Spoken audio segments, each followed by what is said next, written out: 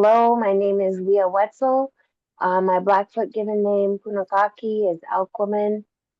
And I am here today very inspired and really in that space of empowerment with my two sisters here today that are going to share a little bit about their own journey, give us some tidbits, some tools, and some perspective.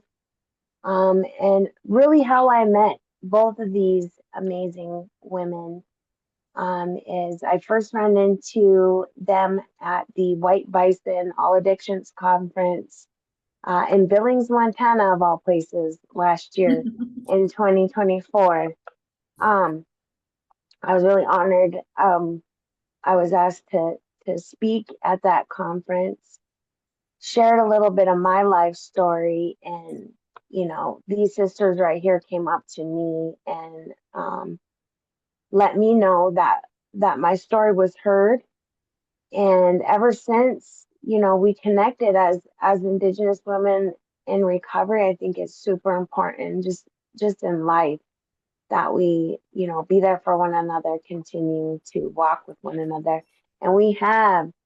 And I'm really excited. I haven't got to see neither of them since the White Bison All Addictions Conference 2025 that they went to, that Casandra got to speak at and share her story this year. So I will allow these beautiful ladies to introduce themselves, and we'll get to it. Freeda, would you like to go first? Yes. Mike to Gavin, my name is Alfreda. So far, you take healing is what I choose to do instead of a work in progress. I'm a healing in progress. So I go and I know what it feels like in different situations that I've done in my life and had done to me in my past. And the process of healing and knowing that that's what I have to do is to go back and heal little Alfreda. And um, I also celebrated 4 years of recovery, October 14th. I am a survivor of domestic violence and survivor of many things that I've caused to myself, not knowing that uh, the things I've put myself through is an intergenerational trauma, childhood trauma, community trauma. And I am so blessed that Leah asked if I wanted to do this panel and want to share my experience, strength, and hope. And aho. Thank you, Alfreda. And I just want to thank you for sharing, and always remember, you know, yes, we did choose a certain path, but what happened to us was most definitely not our fault. And you're an amazing, strong advocate for other women that are going through that as well. So thank you. Cassandra, would you like to go next? Couldn't find my mouse. My apologies. Yes, I'll go next. Epivishiv, it's a good day. Naishave, my evehpota. Hello, my name is Red Leaf Woman in Cheyenne. My given name is Casandra Faye Fraser. I live in Oklahoma. I grew up in a small town called Thomas. Some refer to it as God's country. I've seen many beautiful places, but the work that I get to do today, I work for an organization called Southern Plains Tribal Health Board. We service 39 tribes in Oklahoma, 1 in Texas, and three in Kansas. I work as a peer recovery support specialist. I am also a well-body facilitator, and I'm also in recovery from many life experiences such as domestic violence, sexual assault, trafficking. And I didn't know that until about a year ago after meeting you in person. And like Freeda said, there's a lot of things that had happened at my own hand, but there's a lot of things that had happened to me by the hand of somebody else. And really in this season, I am working on healing that that little girl inside of me that was hurt, that teenage girl inside of me that was hurt, that young adult that was hurt, even up to the adult who I was even a week ago, up to a year ago, you know. And you know, I've been saying this a lot lately, that it's not just a red road of recovery journey for me, it's a red road of healing today. You know, it's a walking the road of faith, walking in virtue, and knowing that I'm enough, that I'm loved. So not only am I all those things that I, you know, a peer recovery support specialist, an advocator, but I'm also a mother to 3 children, two seniors this year and an 8th grader, and I'm an auntie to many nieces and nephews. And I think the thing that I cherish the most about today is that I can be somebody for them that I needed for myself, when I was their ages. You know, where I was coming into youth, coming into a teenager, coming into a young adult. You know, I'm sober, I'm present, and I'm able to give them a life that I never even knew was possible for me. And I'm able to give myself a life today that I didn't know was possible for me. And it went back into finding the root of a thing and realizing that it had nothing to do with me, but it had everything to do with trauma and pain and hurt that was built up over the generations. You know, we're dealing with traumas that hadn't even happened to us physically, but in our bloodline. And our body keeps that score, our DNA changes to that. And so what I'm finding out is that with every negative thing, our cells change, but with every good thing, our cells change too. So the more that we walk through this process of healing and not mishandling it, but going into it rather than running away from it, the chances of us healing the next generations are a lot higher. And you know, I'm grateful for my recovery today. I'm grateful for my healing today, and I'm grateful for the strength and the courage to have been able to finally speak up and feel comfortable enough. Not maybe comfortable isn't the right word, but having the boldness and courage enough to talk about it, because the healing comes out of that. You know, being comfortable with being uncomfortable is something that I choose to walk in today. Thank you. Thank you so much. I have to say, Casandra, since the very first time I heard you speak, I think they were doing a panel or something at the White Bison conference, and you stood up and spoke about something that resonated with you. And man, sister, you got a powerful voice. And so thank you for gifting us. Same with you, Elfrida. Both of you just have that real and rawness to you. And really that's what we need in spaces like this, because somebody out there is going through what we went through. They're going through that right now.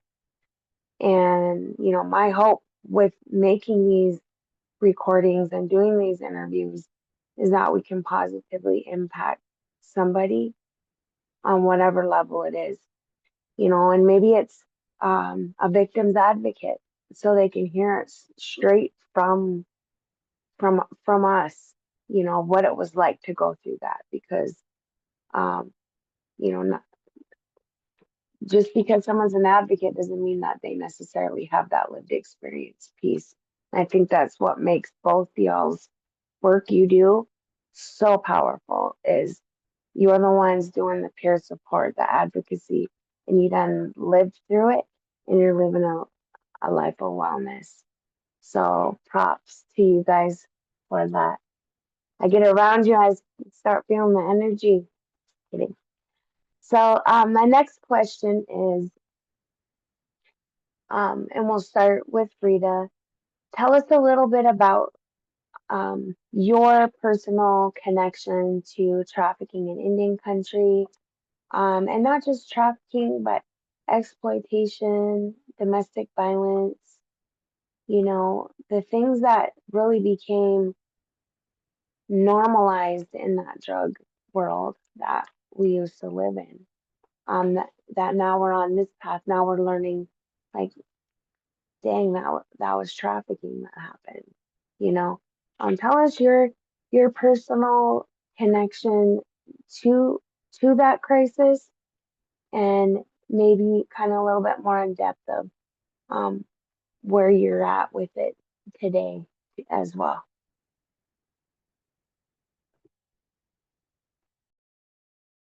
Okay. Well,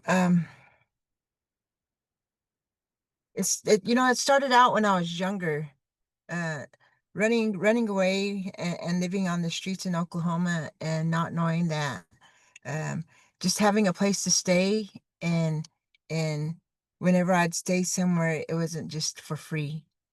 It was more bigger than that. And I had been thinking about this interview for a while, and I've been going back on my life and looking back on all the things not only others had put me through, and I'm talking more on the men's side, when I was younger and not knowing that I was being trafficked.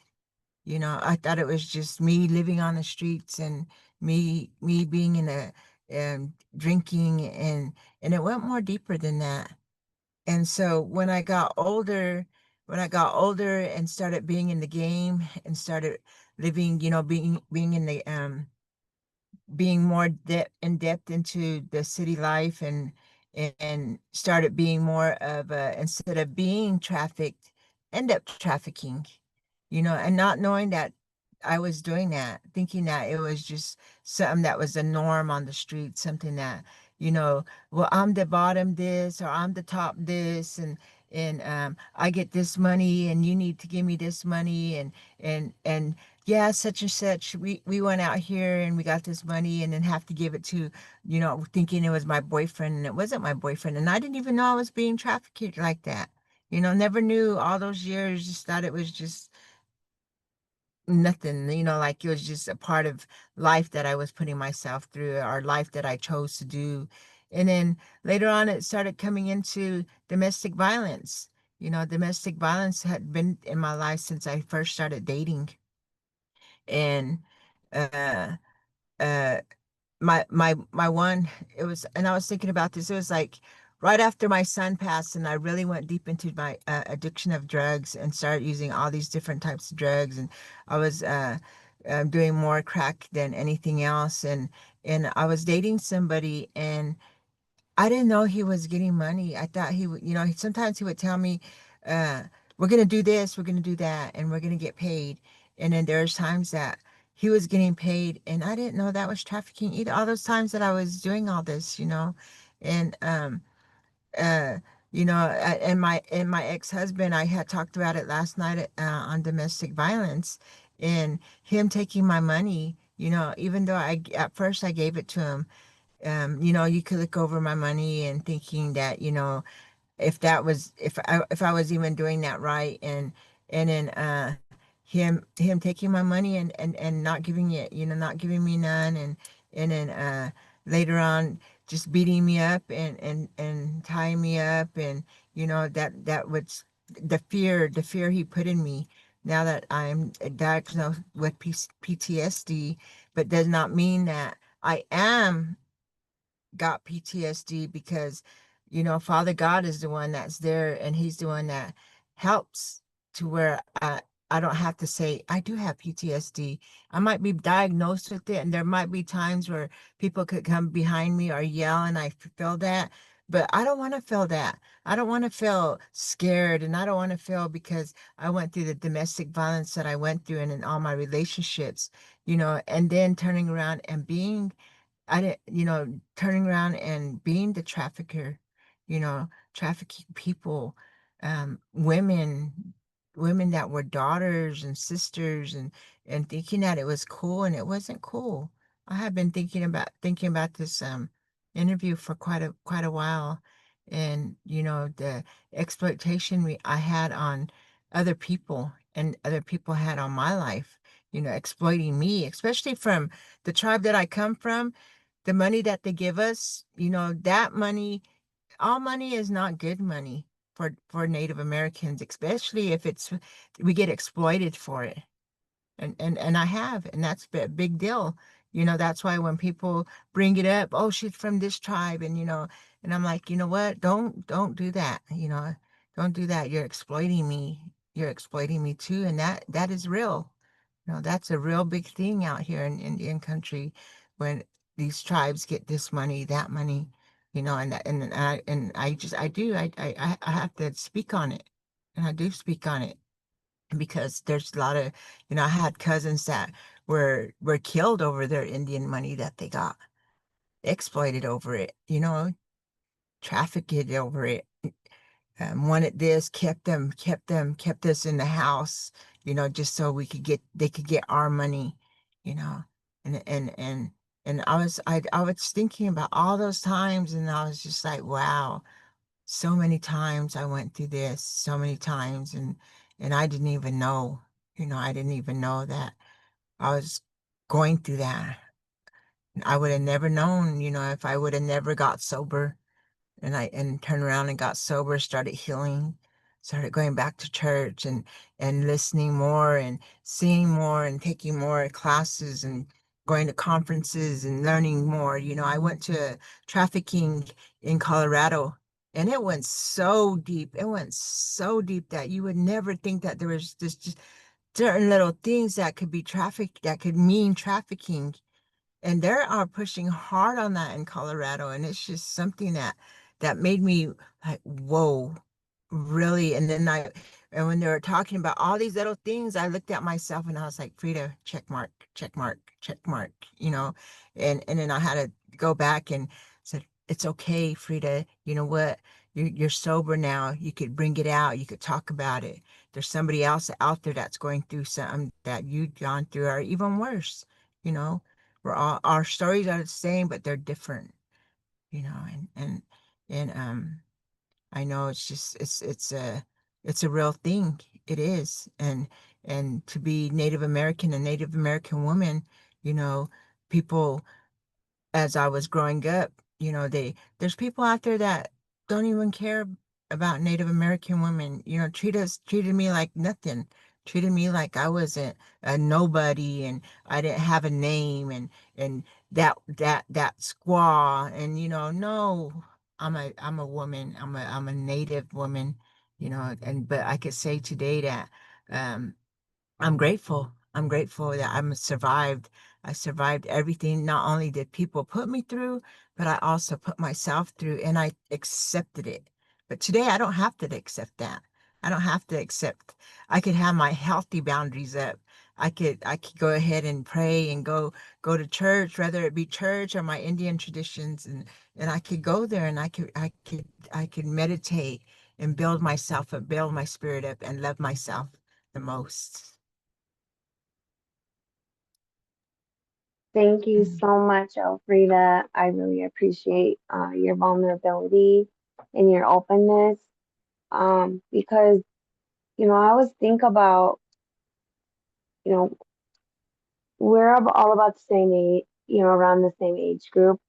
We've gone through what we've gone through, and I think about that next generation that is hopefully gonna see this and hear this and know, like, um, that that's not normal because it is very much normalized in our tribal communities, like familial trafficking, knowing that that's intergenerational, that that's, um, you know, we hear it and it's like it resonates with us as Indian people, right?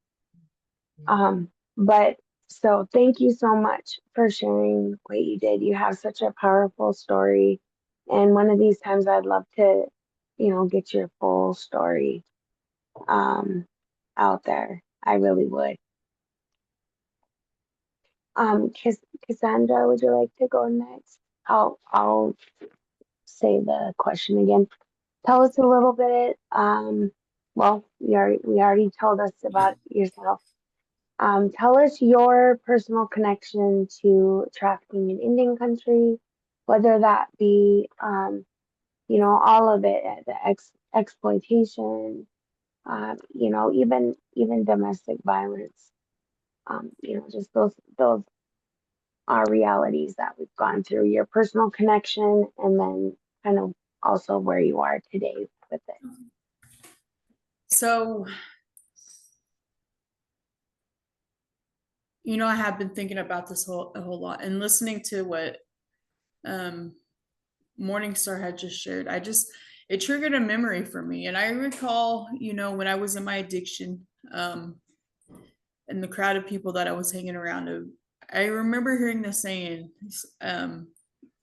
one of the guys around me would say, "Why pay for it when I can get it for free?" And being so under the influence, I thought that was like the coolest thing ever. Isn't that crazy? Like, I thought that was the coolest thing ever to say, like, why pay for it whenever I can get it, or when I can get it for free? And I remember after leaving my ex-husband in 2015, which I was forced to do because of domestic violence. We had been married for almost 10 years on paper, but we had been together for 10 years on paper. It took about 2.5 years before the divorce was finalized, but we were separated for 2.5 to 3 years of that marriage. And, I remember thinking that I'm never going to be able to get out of this. Like, the only way for me to get out of this is if I take my own life.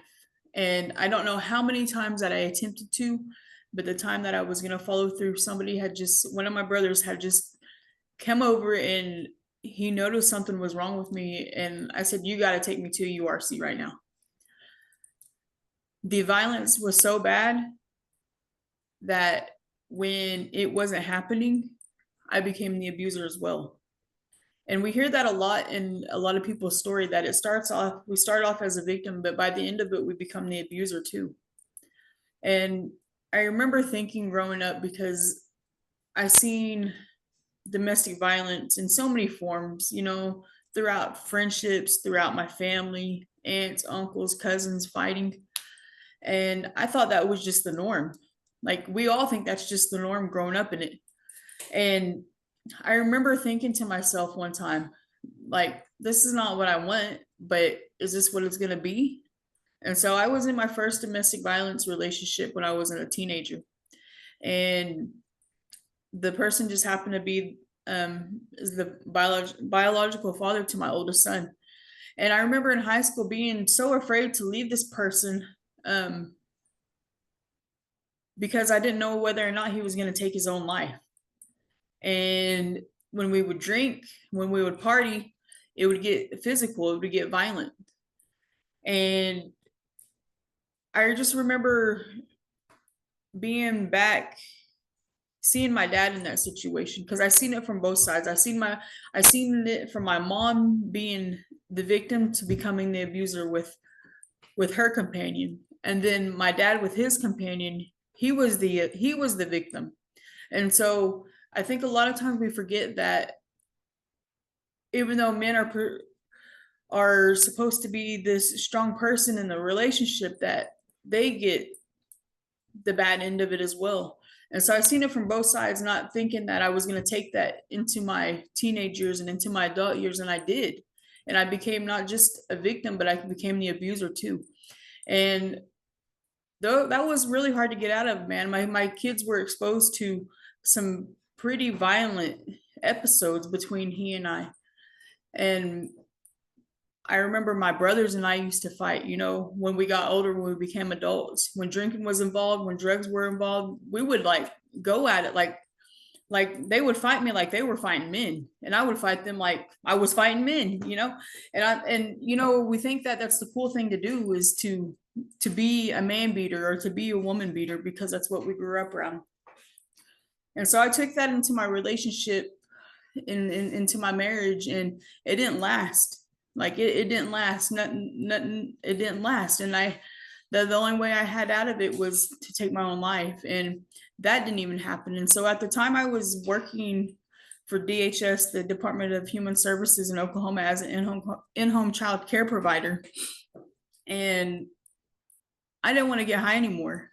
And this man wanted to get high, and I said no. And so what had happened, while I had kids at home, we had gotten into a scuffle. And in front of these kids, they lived within like a 3 or 4 block radius, and they all ran home, and they all told their caregivers. And I was told that if I did not go to the police station and file a report, they were going to press charges on me for child neglect. And so I was forced to leave that situation. And thank God I did. Thank God I was forced to, because the only other way out I had for myself was to kill myself, was to take my own life. And excuse me. And, that goes up into, and my life just spiraled after that. I became heavily dependent on drugs. I became heavily dependent on alcohol. I became heavily dependent on relationships outside of that marriage. I say a lot that I was filling a void with the void with the void. And eventually it led into me hanging out with crowds that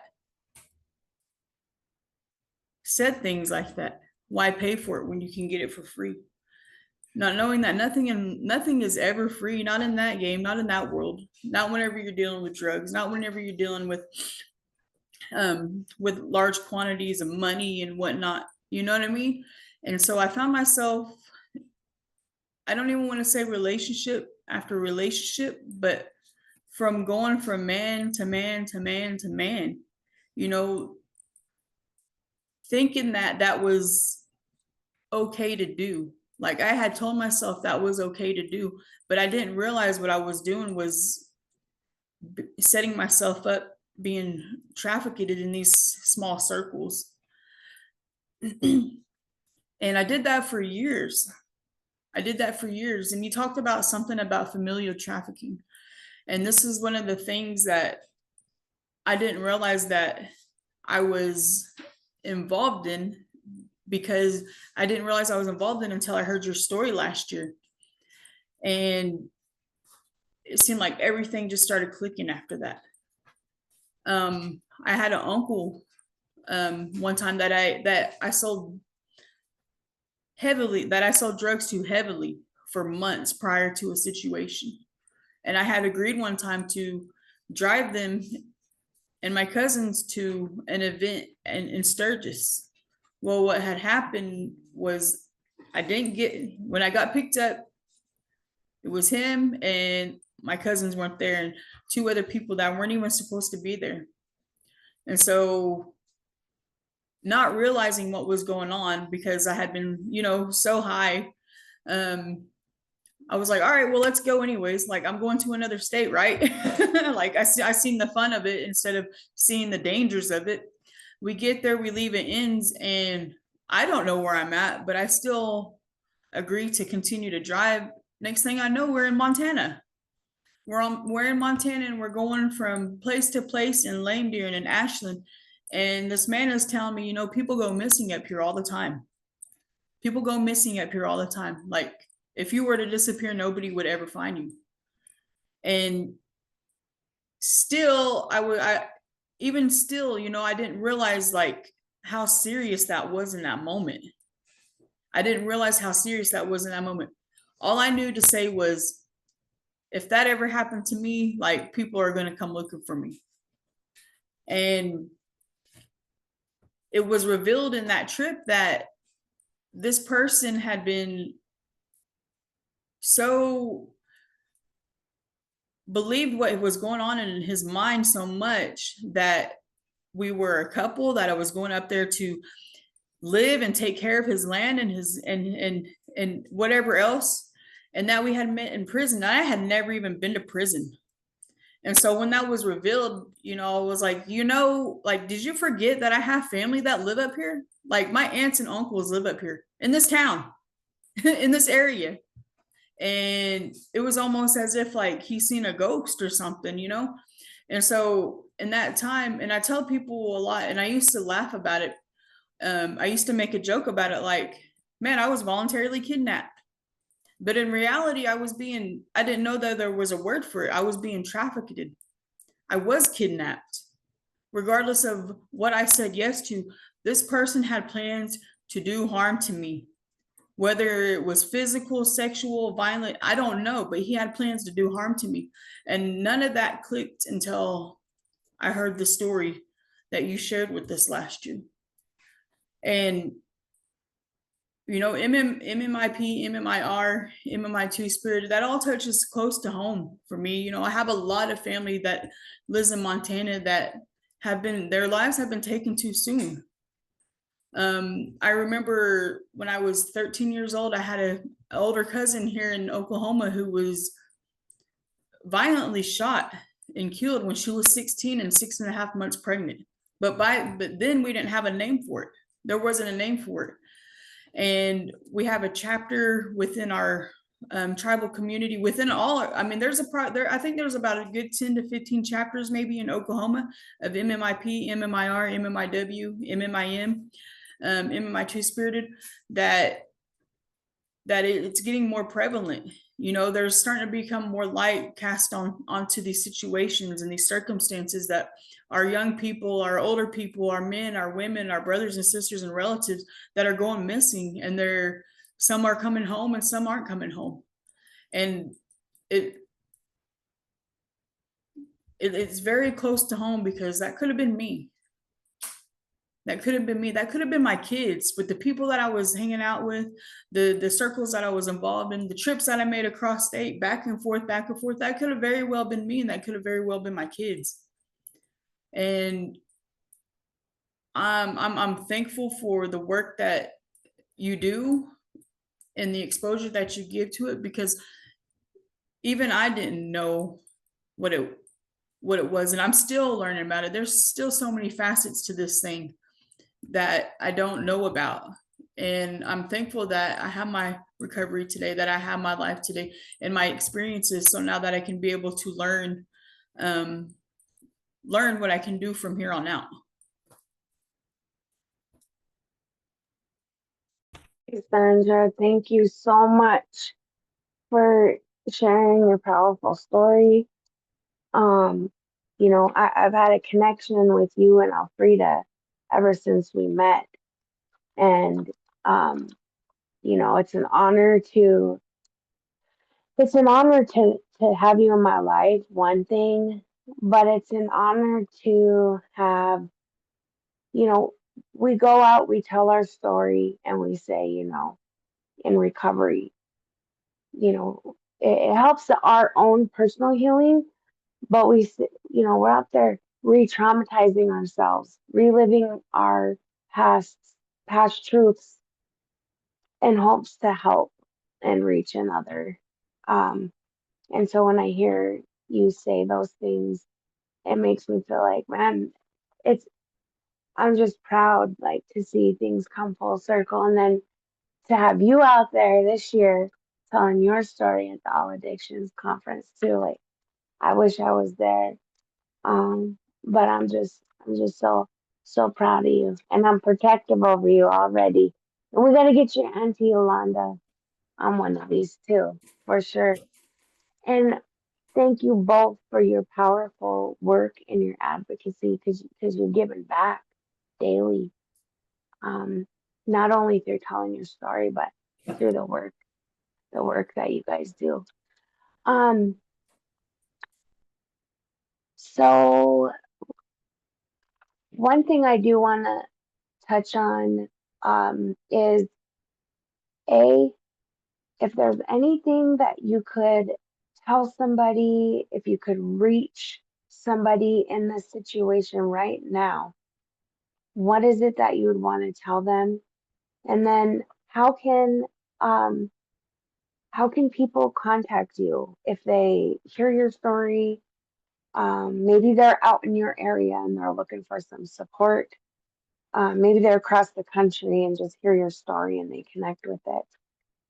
How can they get in contact with you? And then also, I will get both your ladies all your information, and I'll put it underneath the YouTube page as well. Like, we'll put links. But let's start with you, Alfreda, because I know you're having some connection issues. Yeah, and if you could reach anybody out there in this situation right now, what would you want them to know? And then how can people contact you? First off, I just want to know that there is help out there. To know that,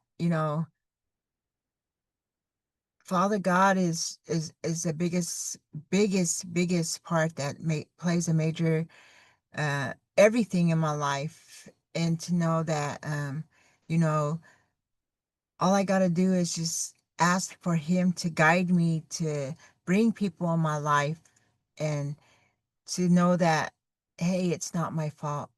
Hey, it's not your fault, little Freeda. It's not your fault, little whoever is going through the same thing that I've gone through. It's not your fault, and you're not to blame. Don't, that's where I'm my biggest critic.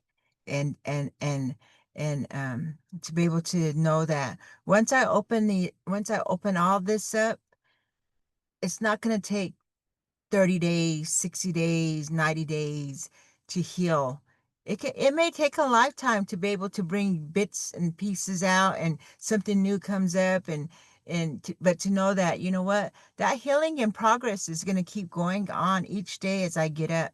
I got to work on it. I can't just get up and do something and not pray, not smudge, not meditate, to know that um uh you're not being in a domestic violence situation, and then being, like Cassandra said, being the one that was abused and being the abuser, to know that I'm not stuck in this is how I'm going to be for the rest of my life, or this is how it is.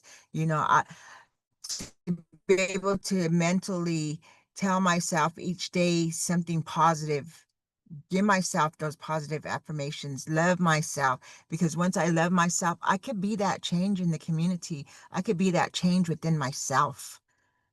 I don't stop there. It does not stop there. I'm resilient. My ancestors are resilient and still is resilient. And they had prayed for me and for all of us way before we were born. We had so many prayers, and Father God already had our life planned out. And so he knows today, right now, for for us to be, or for me to be on this panel, it's going to reach out to many people that are stuck, to many people that are having no hope, no faith, that are lonely, that are have low self-esteem. But to know that, you know what, you're not alone. You're not alone. So just reach out. Even if you have that little bit left in you, get that little bit left, because that's all you need is a small seed as a mustard seed to have for faith.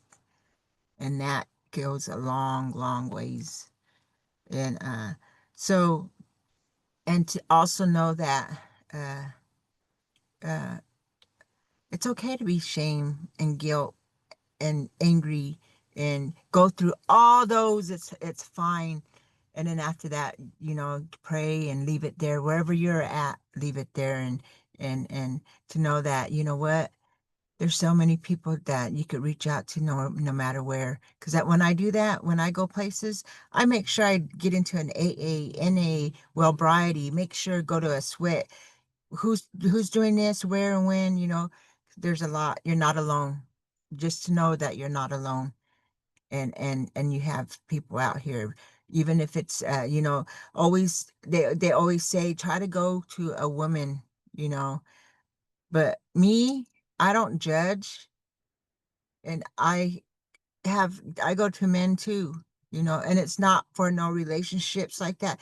It's for comfort and advice. And it's not for comfort of being loved by a man because I'm lonely. It's because we can see eye to eye and our spirits connect. We interconnected, to be able to have that self-awareness of my own self.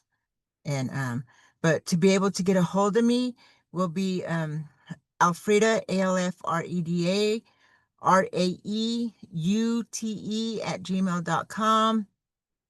I have Facebook, which is Freeda Rae, FREEDA RAE. That's my Facebook. We feel so alone. We feel trapped. A lot of times we are trapped in these situations where we're getting, if someone's getting trafficked, they are trapped.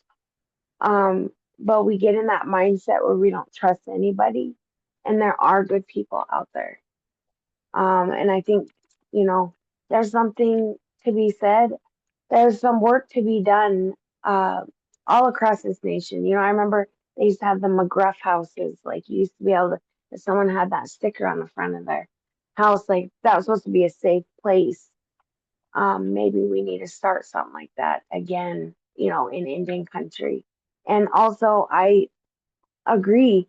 There's that old westernized, colonialized mindset within some I'll say sobriety spaces that say men and women can't work together.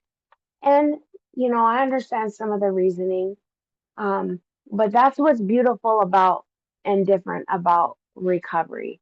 Recovery is many pathways. Recovery is what we want it to be. And so thank you for sharing that. Because I think you know, when someone's in these situations, it's more about just finding that person or finding that safety. Also, we'll be sharing some of the national 800 lines, the texting line, as well, if anybody needs that information. Now I'm going to hand it over to Miss Cassandra for our final question. Um, Same question to you. If you could reach anybody that's currently in a situation similar to what we're talking about today, what is something that you would want them to hear? And then if somebody's listening to this or watching this and wants to contact you later, how can they do so? Oh, you know, I really just want to echo her and say that you're not alone, because you really aren't. My whole life, I thought I was alone. My whole life, I sought for validation and operated in people pleasing and looked for comfort in spaces and places that I didn't receive that at home. And it led me down some dark paths, but it doesn't have to be like that. And I just want to say that you're not alone. Like, you are enough, you are loved.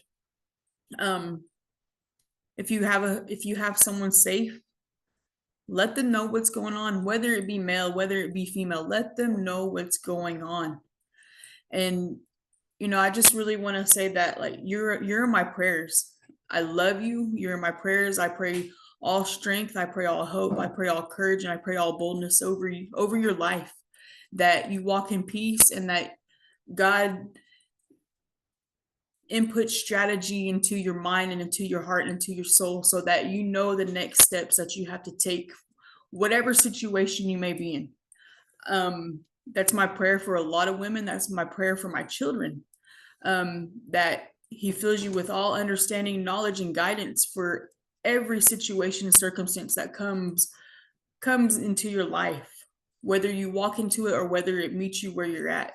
You know, God isn't a God who loves based on the color of your skin, based on your religion, based on your denomination, based on where you're from or what kind of circumstance you come from. He loves you for who you are, that you are enough, you are unique, and he made you and created you to be who you are. And there's nobody like you. Like, he made you to be you. And so, you know, I'd like to reiterate that to the people that I work with, because sometimes we get on this plane and on this comparison table that we should be like somebody else. But really take the time to love yourself and love who you are and who you're becoming. And it looks different for everybody. It looks so different from everybody and for everybody. And so while you're gaining the strength and gaining the courage to step out and to step into something new, remember that you were appointed and made for a time as such as this. Like, this is your time. This is your time to heal. This is your time to love and to be loved.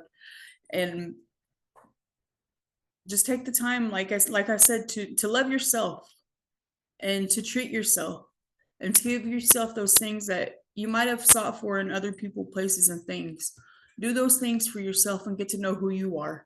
get to know what you like, get to know what colors you like, get to know what kind of shirts you like to wear, pants. And it starts small like that. If you like to color, you know, feed that little girl, feed that little boy, and get to know them. You know, every single morning I wake up, I have pictures of myself from when I was a little bitty baby all the way up until the last couple months.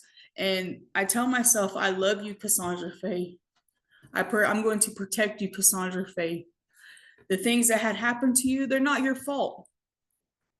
They're not your fault. And I'm going to be present with you today because I love you.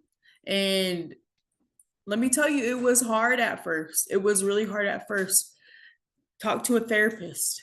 If you're in recovery, which a lot of people who struggle with domestic violence or who come out of those situations, that's what they seek to cope with.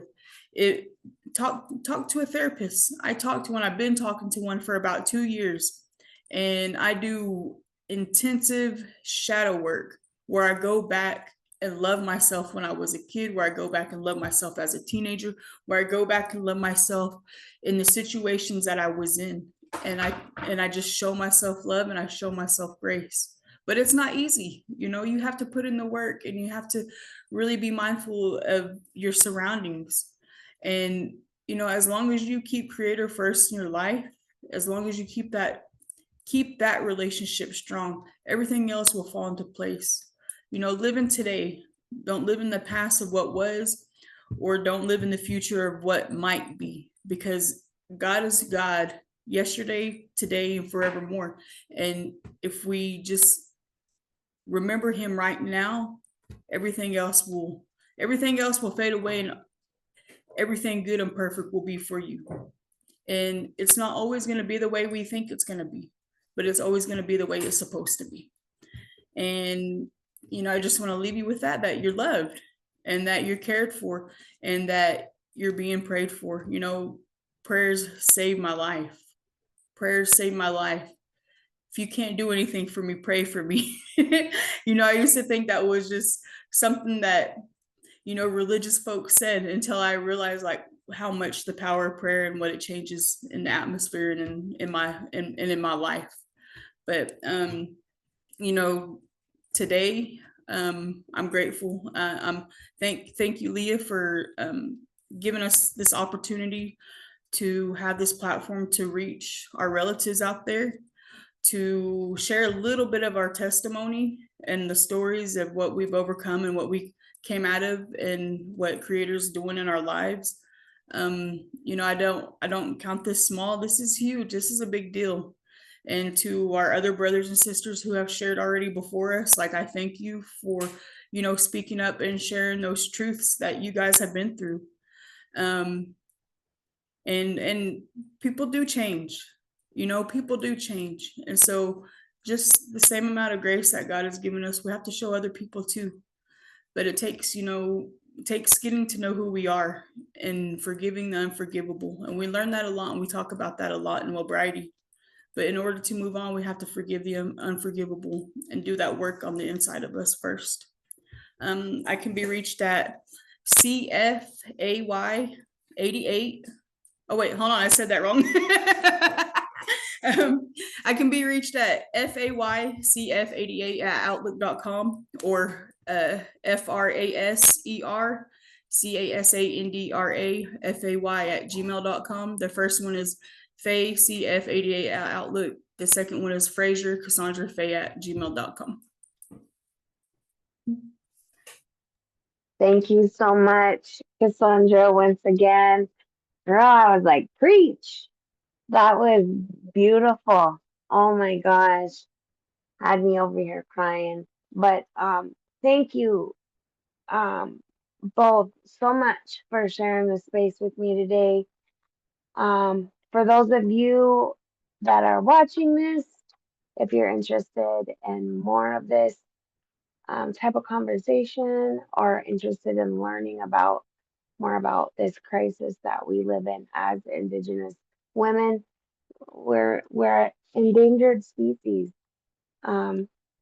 Please, you know, there's some links below. We have other videos as well. And maybe, you know, we'll be releasing some resources with our through our partnership But also, get to know your community, what's in your community. If there's a local trafficking task force, a local missing murder Indigenous people chapter task force. That's how I got involved back in 2020. I just started volunteering for an organization locally. I know they would love to get your support and reach out to us. Our information is below. I'll have your lady's information below as well. And until our next interview, thank you so much for your time.